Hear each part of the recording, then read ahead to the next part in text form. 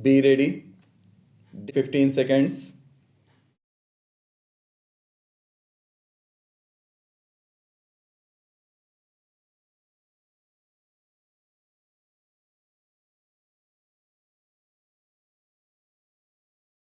Madam Speaker, my government is committed for the welfare of farmers. For decades, country's agriculture policy and program had remained production centric. We have sought to effect a paradigm shift. Honorable Prime Minister gave a clarion call to double farmers' income by 2022 when India celebrates its 75th year of independence. Our emphasis is on generating higher incomes for farmers. We consider agriculture as an enterprise and want to help farmers produce more from the same land parcel at lesser cost and simultaneously realize higher prices for their produce. Our emphasis is also on generating productive and gainful on farm and non farm employment for the farmers and landless families. Madam Speaker, as a result of the hard work of our country's farmers, agricultural production in our country is at a record level. During the year 2016-17, we achieved a record food grain production of around 280 million tonnes and around 300 million tonnes of fruits and vegetables. Madam Speaker, in our party's manifesto, it has been stated that the farmers should realize at least 50% more than the cost of their produce. In other words, 1.5 times of the cost of their production. Government have been very much sensitive to these resolutions and it has declared minimum support price for the majority of Rabi crops at least at 1.5 times the cost involved. Now we have decided to implement this resolution as a principle for the rest of crops. I am pleased to announce that as per predetermined principle, government has decided to keep MSP for the all unannounced crops of Kharif at least at 1.5 times of their production cost. I am confident that this historic decision will prove an important step towards doubling the income of our farmers. Our government works with the holistic approach of solving any issue rather than in fragments. Increasing MSP is not adequate and it is more important that farmers should get full benefit of the announced MSP. For this, it is essential that if price of agriculture produce market is less than MSP, then in that case, government should purchase either at MSP or work in a manner to provide MSP for the farmers through some other mechanism. For better price realization, farmers need to make decisions based on prices likely to be available after its harvest.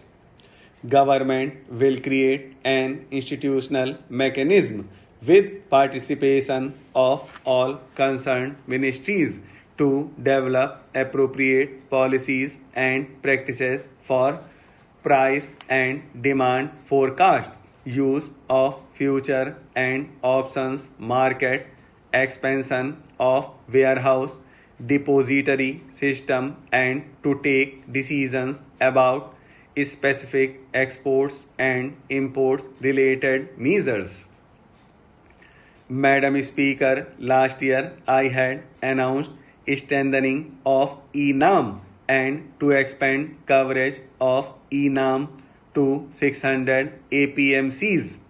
470 APMCs have been connected to ENAM network and rest will be connected by March 2018. More than 86% of our farmers are small and marginal. They are not always in a position to directly transact at APMCs and other wholesale markets.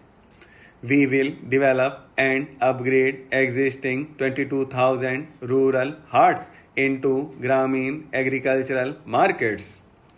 In these markets, physical infrastructure will be strengthened using MG Narega and other government schemes.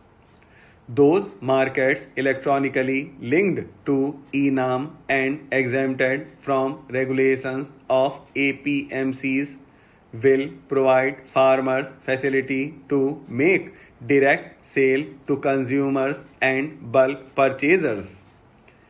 Task of connecting all eligible habitations with an all-weather road has been substantially completed with the target date brought forward to March 2019 from March 2022. It is now time to strengthen and widen its ambit further to include major link routes which connect habitations to agricultural and rural markets, higher secondary schools and hospitals. Prime Minister Gram Sadak Yojana Phase 3 will include such linkages. For several years, we have been stating that India is primarily an agriculture-based country. As India is primarily an agriculture-based country, our districts can specialize in some or other agricultural produce and be known for it. But special attention is lacking in this regard.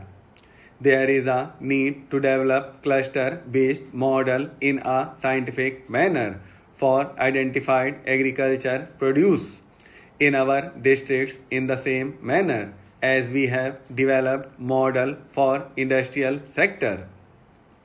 Cultivation of horticulture crops in clusters bring advantages of skills of operations and can spur establishment of entire chain from production to marketing, besides giving recognition to the districts for specific crops. The Ministry of Agriculture and Farmers Welfare will reorient its ongoing schemes and promote cluster-based development of agri-commodities and regions in partnership with the Ministries of Food Processing, Commerce and other allied ministries.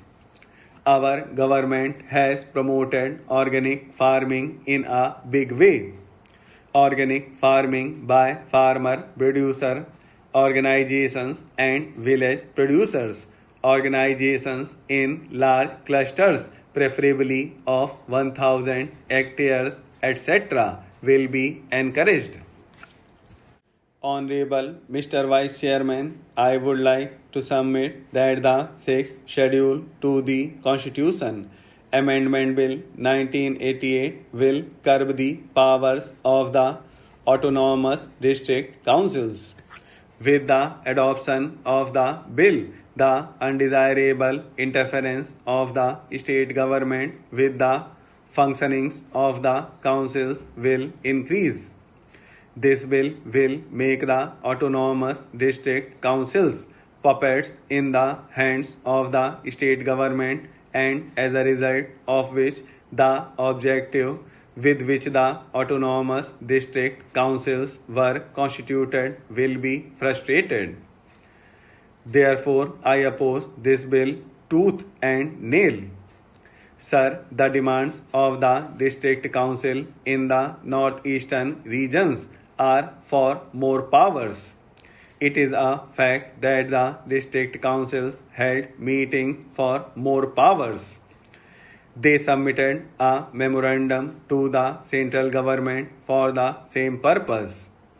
They wanted that in their daily work and in their developmental works, the state governments should not interfere. They feel that interference from the state government will hamper the developmental works within their respective jurisdictions.